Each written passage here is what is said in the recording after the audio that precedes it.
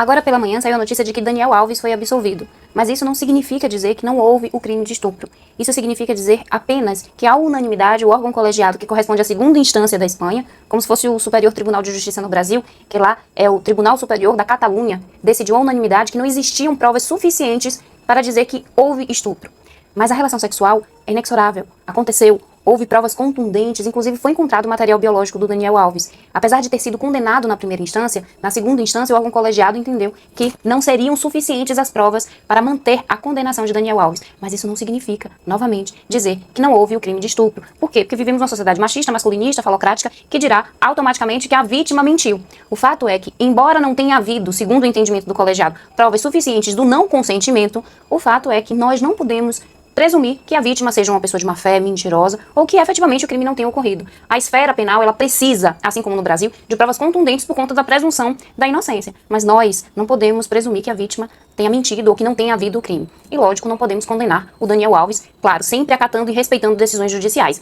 Porém, lá na Espanha existe o protocolo só sim é sim. E diante do contexto da legislação, nós, inclusive, importamos muitos dispositivos que inspiraram a legislação protocolo não é não mulheres seguras aqui no Brasil. Imediatamente, a vítima denunciou, saiu muito abalada do banheiro, e aí comunicou às pessoas que estavam presentes no local, foi diretamente encaminhada para avaliação, para perícia. Lá se constatou que existiam, de fato, lesões, inclusive anais, segundo o que consta na internet, na rede mundial de computadores, e, portanto, havia lesões correspondentes.